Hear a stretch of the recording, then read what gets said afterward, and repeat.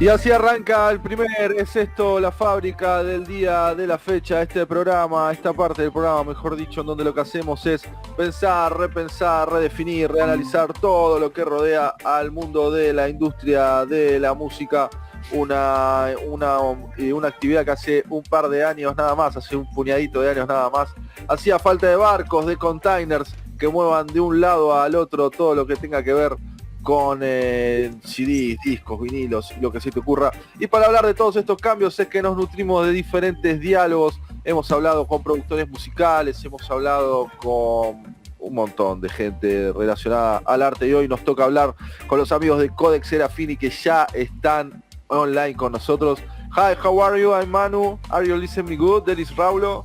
Hello. Hi. Hey. Excellent.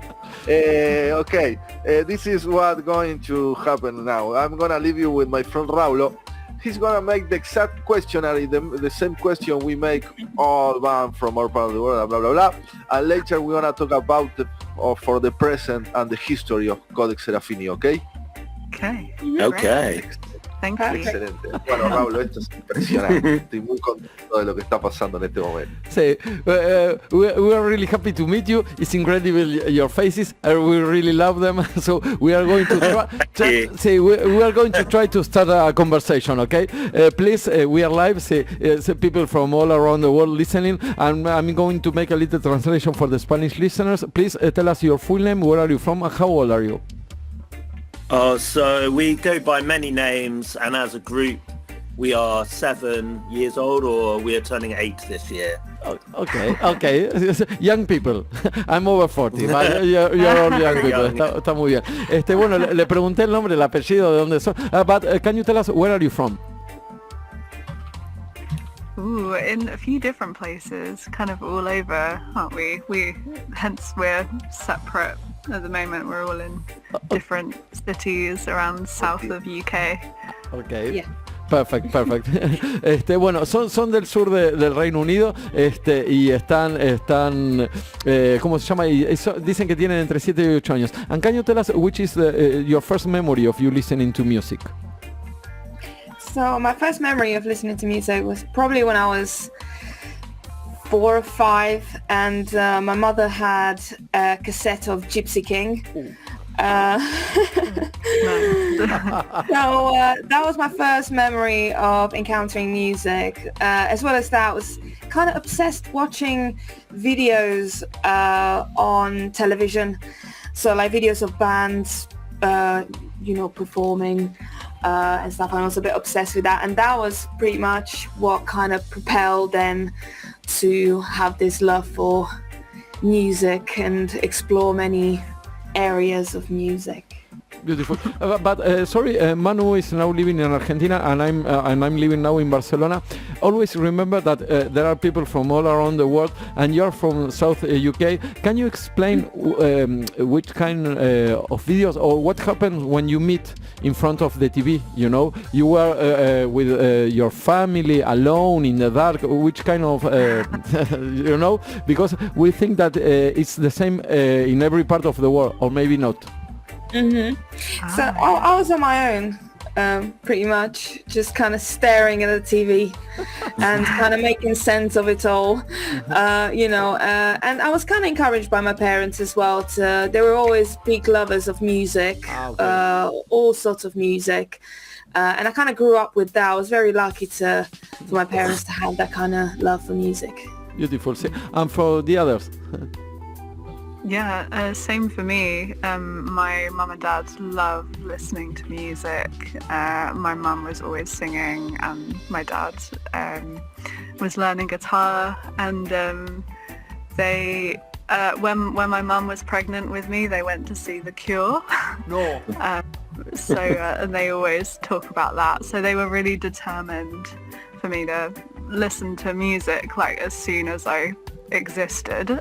So yeah, lots of family influence. Beautiful. For the other one? So I listen to a lot of music with my dad. He's a massive music nerd. 50s and 60s music fan. So I grew up with like Buddy Holly and the Crickets and the Beatles and the Beach Boys. These are like the earliest acts that I remember like knowing that was like music or that was like bands. And like just, you know, having the vinyl records and the sleeves and everything pulling out, and that was like my formative years. Beautiful. And you think that the Beatles and the Beach Boys are more or less the same, or the Beatles were really bigger than we are from Latin America? I have to ask this, you know. See, the Beatles were really bigger than the Beach Boys or not?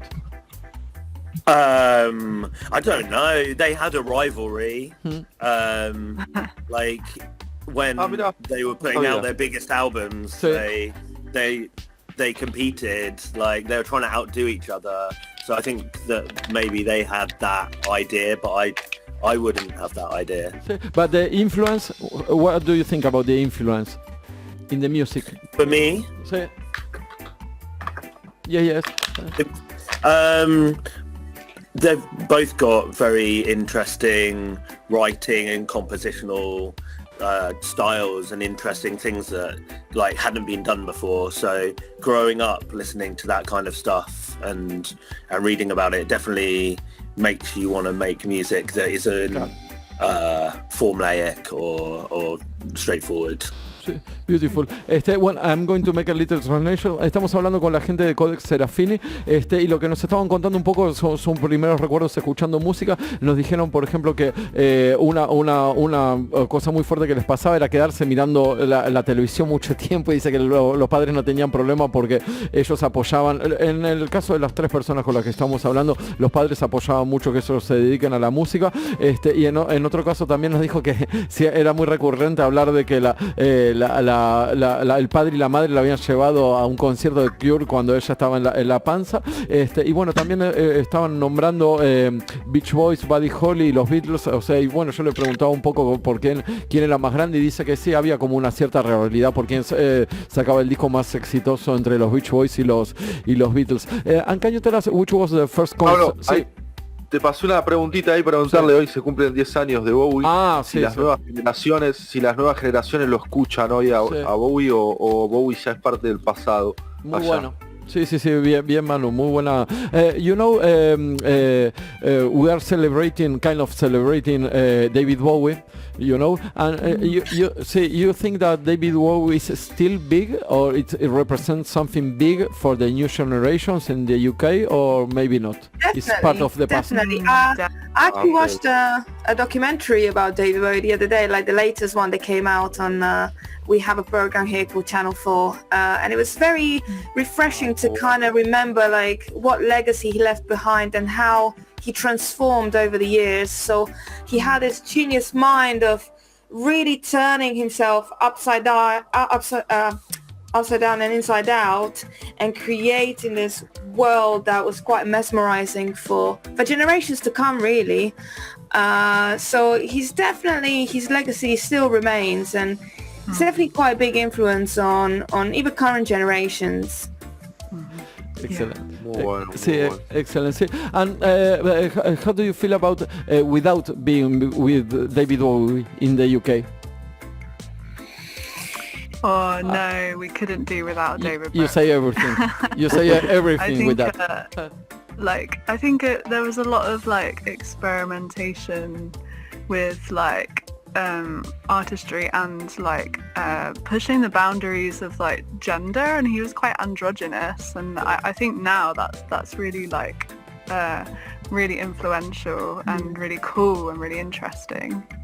Yes, Ozzy, ¿cómo se dice? Ozzy dressed like a woman too. It's like I love that part of Ozzy and David Bowie. And today they are very futuristic. If you think, Ozzy is a metalhead, and he dressed like, as a woman a lot of time. Bowie. Ni hablar. Eso es muy curioso. Incredible. It's really interesting to talk with you. And can you tell us which was the first concert that you went? For me, it was actually Iron Maiden when I was 14. Right. Yeah. Amazing. So my sister's friends, they were big metalheads, and I just, I was really trying to find myself from music. And I remember they took me to that concert, and I remember they brought, I can't remember what it was called, the monster that they had, Big Ed. Eddie. Yeah. And it was incredible. It just transformed my whole world. And from then on, I really got into rock music and really kind of, it was an incredible experience. For the others. My parents took me to see Peter Gabriel when I was quite young, and that was incredible. Really, what a showman. I don't think I quite understood it at the time, but I really remember it really vividly. But then when I was old enough to choose gigs for myself, my first gig was actually Avril Lavigne, which is embarrassing. That's cool. But, I had a great time. I was 14 years old, and I thought, fantastic. It was just a really good atmosphere. Incredible. Amazing, yeah. So for me, and I don't know which was first, but my dad and my mum took me to lots of concerts, but Dave Brubeck, the jazz guy, or Hank Marvin from the Shadows. I was a big Shadows fan growing up, especially then getting into guitar, and then just near me, going to see punk bands like Rage DC, or second wave punk bands from our local area, and then I don't know, when you start to choose bands that you want to go and see, I went to see Bush because I was too young to have ever seen Nirvana, and I think that was my kind of consolation prize. Incredible experiences. Wow. Bueno, nos estaban contando un poco de los primeros conciertos a donde fueron, y estaban hablando de Iron Maiden a los 14, que quedaron maravillados con Eddie. Peter Gabriel tuvieron la oportunidad de ir a ver, y después, bueno, nos estaban contando de varios conciertos, porque se ve que las familias en sí de todos apoyaban mucho ir a conciertos, y bueno, tuvo hasta la oportunidad de ir a ver a Nirvana, Bush, de todo un poco. Can you tell us how did CODEX SERAFINI begin, and why you put that name to the band? So do you want to go, Matt? Oh yeah, I can start, and then you can tell more of the story. So basically, Anna had an open invite that she set up with a bunch of people that we knew in Brighton at that time. Just come and play, and we hadn't really decided what we were going to do or what instruments we were going to play. I think maybe she was gonna play drums and I was gonna play guitar. We didn't have any concept of a music genre that we might play or anything like that. And I think I don't know if you want to explain more or elaborate. Yeah, so it's kind of just getting a bunch of friends together and see what we could come up with. We were quite experimental at the beginning. I remember we were our ex-sax player, ex-drummer's basement flat, and we were just kind of sort of jamming. I was playing a bit with drums, we did a bit of keys, a bit of guitar, and then we were okay, this we're kind of getting somewhere. And after a while I realized, maybe I shouldn't play drums.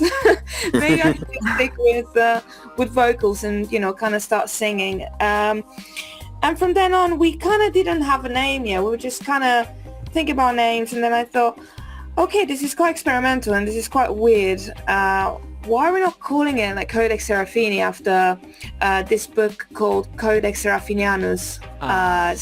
It's made after Luigi Serafini. Really interesting, weird book of wonders, and it's got its own language. It's got its own weirdness. Actually, I think I got it. You have the book. Wow. It's kind of... No. Let's see. It's very, very big. It's a very big book. Yeah. It's just Wow. the 40th anniversary edition came out relatively recently. Oh, right, yeah. I was looking online because the cheapest versions are about £80, but they go up to about 200. We actually, just to make a remark, so I think maybe 2 or 3 years ago, we had this guy contacting us, and he said, "Oh, we know the writer of Codex Serafinianus, like we know the artist of Codex Serafinianus." And we thought, we're a bit skeptical. So anyway, he told us, "Okay, can you send us the he said to us, "Can you please send me the record? Because I wanted to give it to Luigi Serafini." And we were like, "Oh, okay, we'll send you a record." And then all of a sudden, he was at this opening or something, and there's the Luigi Serafini with our record, which is the implication of Anima, holding it. Yeah, because the guy bought two, didn't he? He bought two records, one for himself and one to give to Luigi. And I don't know if he was like, did press for him or like PR, like something. I think he's actually a genuine good friend of his through like buying loads of his artwork and stuff. So it was just an incredible experience to have that. But kind of getting back to the story, after we found the name, me and Matt, we went to Holland and we were watching this band called Orchestra of Spheres. They're from New Zealand. Quite interesting, wearing all this interesting clothing. And we went to a shop and we found this red robe, really beautiful and kind of like shiny. And I thought, why are we not wearing robes? You know? And then I thought, why are we not wearing masks? You know? Maybe it must have been because at the time maybe I was a bit afraid of like, you know, showing my face and like singing or whatever. Maybe my subconscious. But it sometimes, you know, it seemed to be. It worked out really well in that sense, and then we just kind of evolved with the outfit, with the name, and just kind of like, you know, kind of keep that identity. Es increíble what you told. Las cosas que acaban de decir. Bueno, empezó como un proyecto en donde muy experimental, en donde todos tocaban muchos instrumentos. Después se fue definiendo un poco más la banda. El nombre del libro es Codex Serafini, es por un libro de Luigi Serafini, y tuvieron la oportunidad de hacerle llegar el disco a ellos. Y bueno, tienen una foto con Luigi Serafini con su disco. Y dicen que tuvieron también la oportunidad de estar viviendo en Holanda y ver una banda de Nueva Zelanda, en donde estaban, bueno, con ropas muy raras, todo, y ahí empezaron como a marcar un poco, a definir un poco más cómo iban a salir vestidos, que salen vestidos con máscaras, y cómo iba a ser el proyecto, que bueno, que es un proyecto súper experimental. In February of 2023, you released your first album. It's a live album. Why did you decide to start with a live album, you know? Shall I start this one off? Well, it wasn't our first release. It is the first one that's like or it's the earliest one that's like online now. But we've done 2 EPs. Okay. Before that, but it was like an old lineup. It was like we were finding our feet with those first 2 EPs and those songs. And then I think we changed lineup. We's joined, Ollie joined, and then we were more matured like bands. We had more confidence playing those songs. So it's really like a cementing of where we were at that time in 2023, and we were working on the songs that would become the next album at that time. So it's kind of here's what we are now, these songs in that context, and then like kind of leaning into what we were going to do for the first album. Perfect. And when we started with those two EPs, I remember there were songs that we recorded in one of our rooms where we were like sharing with other people. And I remember like it was like absolute anxiety inducing, because at the time I was not very confident in like, I didn't believe, you know, in like singing properly and stuff. And it was just all that very new, very raw. So when we released this album in like 2023, it was more like, hey, this is how we sound live. We have this raw energy in us. We have this like, just to kind of show people like how we are live together.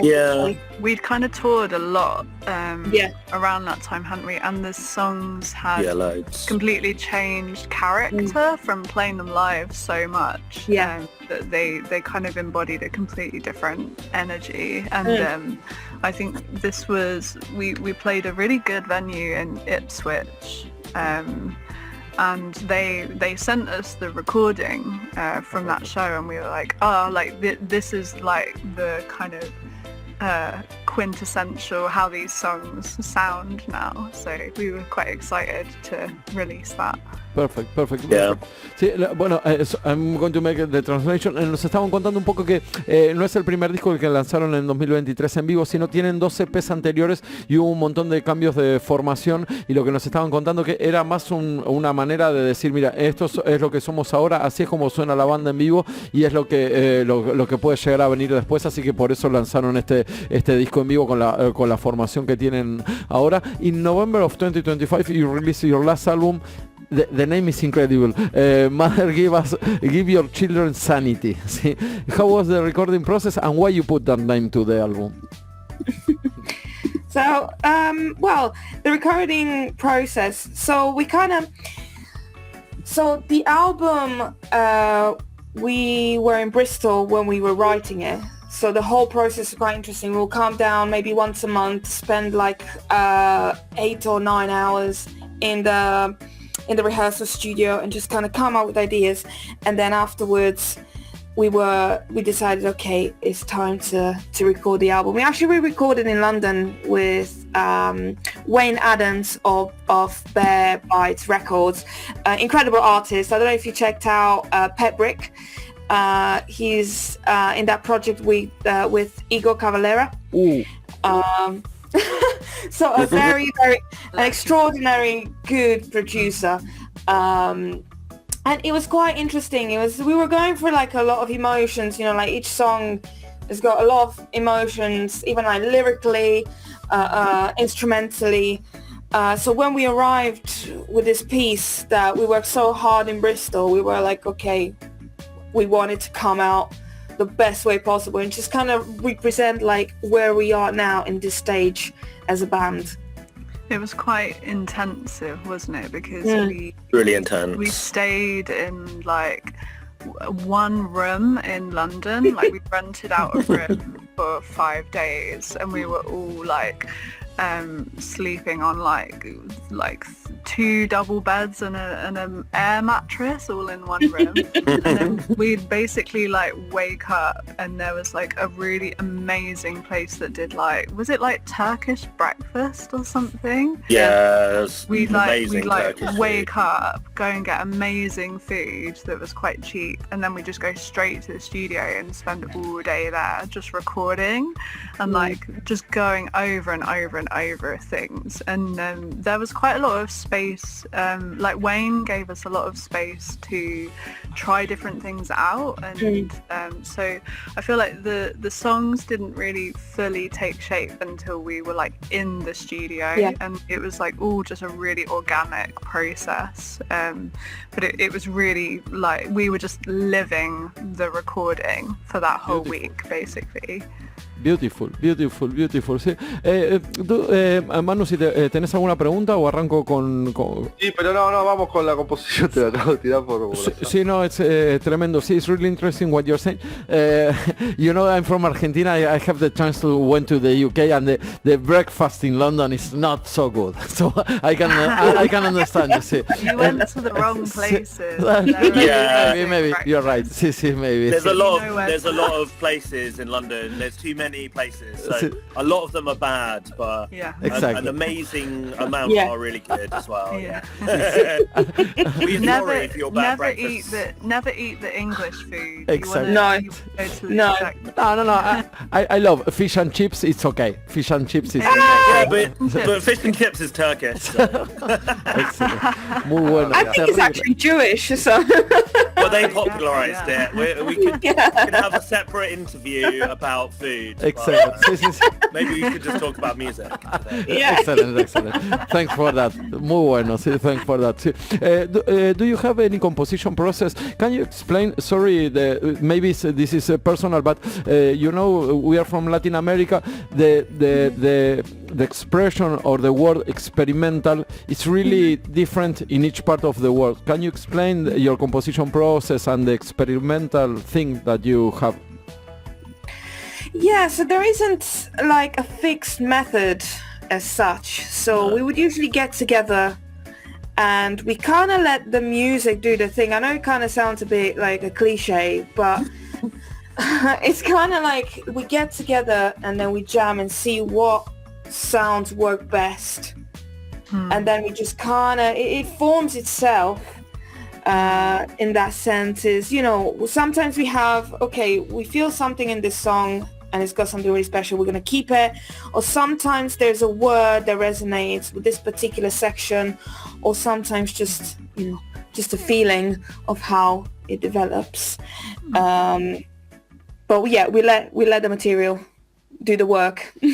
Yeah, and people come in with like a thing they've been working on at home, like even if it's like, oh, I've been listening to this kind of music and they use this kind of rhythm, or like, I've been obsessed with this like weird like thing, like just a little thing, 4 or 5 notes, but it's always a process of jamming. Even like an idea like that it forms from something quite small, and to play the same kind of thing over and over, maybe for like half an hour on an idea, and then sitting back through the month in between the jam sessions, listening back and commenting on and saying, oh, this bit at 13 minutes and 5 seconds, like that thing could be the song, that, and being informed by the jam sessions that we're doing, and informed by our own freedom, and being informed by our own like musical experimentation. But do you think that things from outside change the way that, for example, someday you are angry and you want to play really hard, that kind of things you have, or it's like a bubble, the rehearsal? I find that a lot, depending on, playing drums, it's very embodied, so sometimes it can depend on how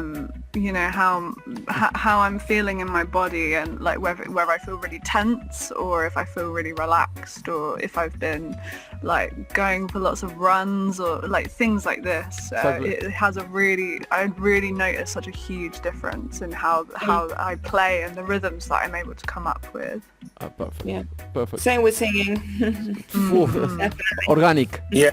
And it feeds all off each other, the energy. Yeah. And if someone's playing really hard and you're digging in, you're gonna write a different kind of composition. If someone's like laid back and it's looser, you're gonna play, or like if you have the confidence to kind of turn everything up, you can play softer in a way than if you like you're not turning up so much and you have to dig in. Or if it's like relaxed, kind of lyrical, like introspective, it's gonna come off in a different way. If you're really listening to everyone else, then it'll inform the composition. Perfect. Manu. Y tengo 25.000 preguntas, pero podemos hablar un poco sobre la parte visual de la banda y el video de Keep the Max That Feast.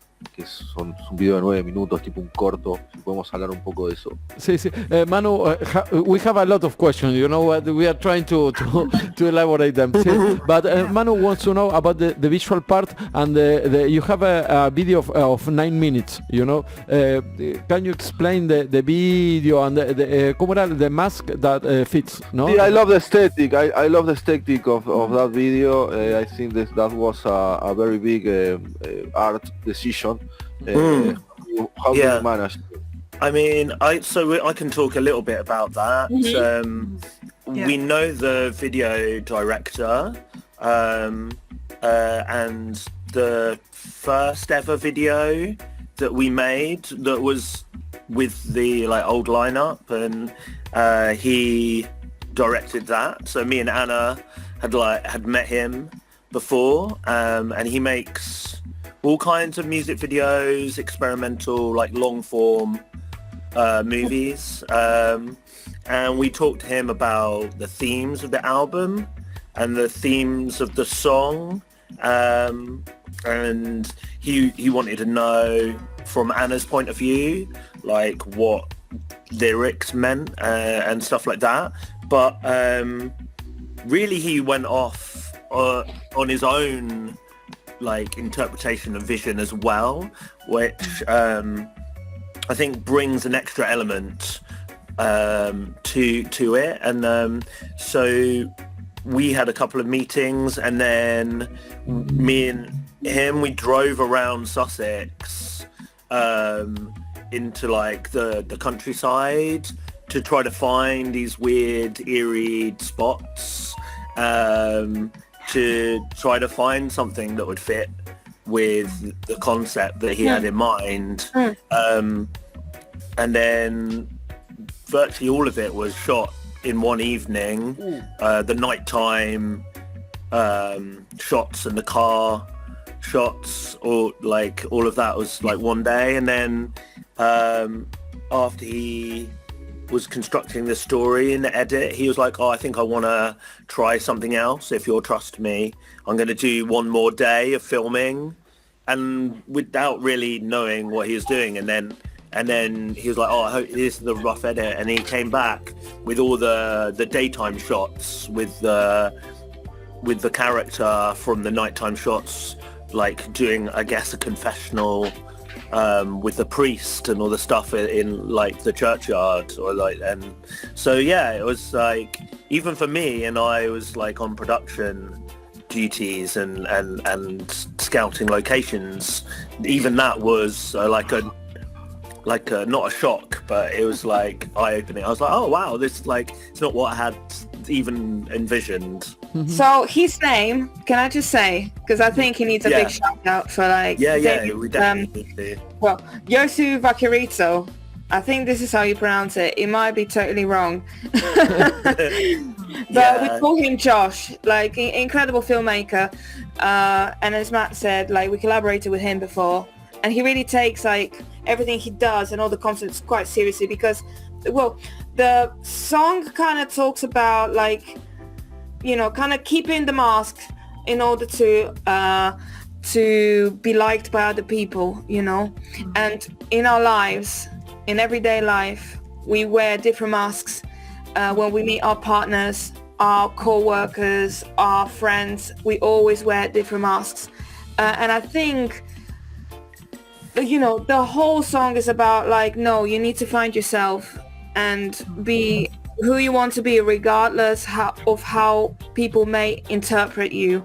It's almost like the concept of people pleasing, is we always tend to be I need to do the right thing, I need to look the right way, I need to do this, when in fact it's just no, you just need to keep the mask that makes you feel good about yourself and what makes you feel happy.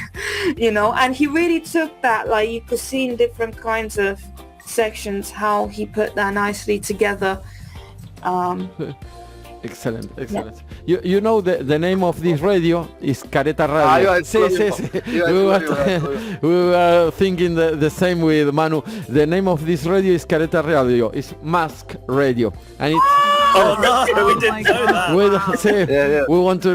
It was meant to. And it's what you're saying because we want to really know the people that we interview. So that is perfect for our radios. It's excellent what you're saying. Very crazy. Sí, increíble. Sí, muy bueno. Perfecto lo que acaban de decir.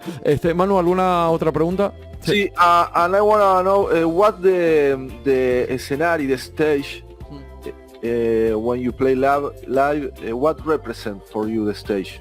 Because you give the all, you go and through all you have. What represent for you the stage? I think a safe place where we could just let it all go and kind of being together in this space with one another and just feeding all this energy towards the audience. I feel like for us it's just kind of inviting the audience to be part of this experience that we're doing together, because I feel like we're not the kind of generic band where we just, front singer and everyone just we just in a way we're quite ritualistic, hence why a lot of people, I remember a couple of years ago we were in Leeds and we were playing this this concert, and this lady came to us after the gig and she said, sorry, are you in a cult? And we were like, well, it was well, we are the cult, and she said, I want to buy this merch, but if you're an actual cult, I don't feel like I want to buy merch. and we said to the person, we were like, well, you already paid £10 to come here, so you are part of the cult. We had to break it. I'm sorry that you're part of the cult already. But she was like genuinely uncomfortable. Muy bueno. But sorry, I have to answer again. But for you, it's a safe place, the stage. Yeah. For the three of you, a safe. Yeah, it's freedom, isn't it? Okay. Freedom of expression. Yeah. You're really letting go of everything. We've had like stressful journeys, getting to venues late, having vehicles break down and have to get a taxi to Paris with all our gear and leave a car in the middle of France somewhere, and it was the most horrendous day, and I think I threw up before going on because I was just didn't know what was gonna happen. But then it was one of the best shows, like Supersonic in Paris. Shout out to that venue. They're we could go down the route of best venues we played, and there's a lot of promoters out there and people involved in the music scene that make it really special. But that venue is amazing, and and it was incredible, and for that time you're on stage, I wasn't worried about anything. I wasn't worried about rent, next month, or anything like normal. Excellent. It's a kind of magic when you step on the stage. It's like everything went away. Excellent. Exactly. Manu, ¿alguna? We are talking with CODEX SERAFINI. Thanks for your time, my friend. Speaking strictly about the sound, you have a somehow ritualistic sound, maybe African sound on the drums, on the percussion. Where does that come from? We listen to a lot of African music actually, especially Anna's always finding absolute gems from all over the African continent. So many incredible musicians. Orchestra Baobab. Orchestra Baobab. There's probably a few others. There's just but we're always trying to find so many different interesting types of music from all over the world, and kind of giving that the space that it deserves as well, and not just kind of centering, even though it is sort of, you know, it's still like guitar music and can be quite like traditional kind of Western and European styles, but like music is just like a universal language, and we really just want to feel like so connected to all different kinds of people, and just sort of give that a bit of a platform as well. Hermoso. I studied drummer from the UK, Ginger Baker. He mixed with Fela Kuti in Nigeria Fantastic. and play a lot of Afrobeat. It's so crazy. I love that. There's a really good compilation called Nigeria 70, and you get the likes of William Onyabo, as you said, like Fela Kuti, and there's some I think they're called Lullaby Sisters from Nigeria. I can't remember. I think I spelled it's wrong, but you know, just I feel like in that part of the world as well, you know, there's such interesting and raw music coming from. It's almost like the whole civilization, you know, just started there, and like with the drum, you know. I think music essentially started, you know, with the drums, and then we developed into something more. I feel that really strongly. Whenever I sit at the drum kit, I have to remember the whole lineage and the ancestry that it comes from to get us to this point, and feel really like situated and kind of really like grateful for all the people that have come before us. Yeah. Beautiful what you're saying. Muy bueno, sí, totalmente de acuerdo. Sí, we completely agree with that. Nos estaban contando un poco, Manu le preguntó por el tema de las baterías y los ritmos más tribales que hacían, y dicen que sí, que escuchan un montón de música de África, bueno, y nombraron un montón de artistas africanos también, y dice que tenemos que estar realmente agradecidos, el mensaje es muy bueno, realmente agradecidos de que hay como una raíz de la música, de un montón de músicas y de ritmos en África, y tenemos que estar realmente agradecidos de todo lo que vino después. There's a band in Sweden that called Goat. I don't know if you know Goat. We know them. They are for a town that called Korpiklani, and in Korpiklani they have mixed with African music, with the slave and so on and so on. This is very interesting. That kind of stuff, and I always sound an African sound in Europe music. I want to know why, and that's the question is. Manu, go for that way. No, that is geographical. We are from Latin America, and sometimes we didn't imagine that you are next to them, you know. Here happens. I mean, Spain now. Están al lado, Manu. O sea, es increíble. Y nosotros no nos damos cuenta. We didn't realize as Argentine people that you are really, really close to African, you know. And we are really far away from everything. So it happens. It's talking about Latin America, I do love salsa. Hector Lavoe. Bueno, Héctor Lavoe. Hector Lavoe. Sí. I can't remember. Sí. Yeah, and Willy Colon. Sí, Willy Colon, sí. We are going to send you some links. Spinetta les va a encantar, Manu. Después le vamos. Y Sumo también. Y Sumo. Sí, we are going to send you some links to watch and listen to Argentinian music. Incredible. Sí. Oh yes.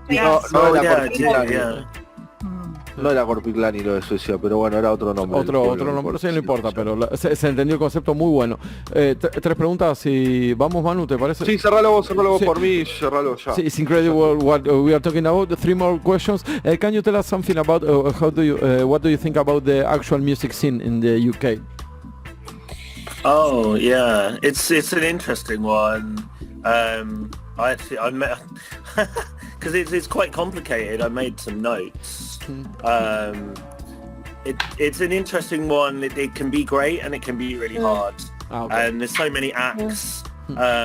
We felt a lot of love and a sense of community, and we're lucky to be part of that. And like as individuals and with the band, we've like hosted or played shows with so many people, and we've played all over the UK, Cardiff, Margate, Glasgow, Newcastle, Bradford, and with like big shout out to the 1 in 12 club there. It's like that sense of community. It's like a wonderful place to be playing, like all over. Like, you know, we played Brighton a lot because we like started here and been embraced and played a lot in London and Bristol as well. I think maybe we've played Bristol more than London, maybe. Like, yeah, it kind of felt like our second home for a bit, even before we started rehearsing and writing the new album there. But it's small, it's a small country, and everyone wants to play here. Like, I mean, every international act wants to play here.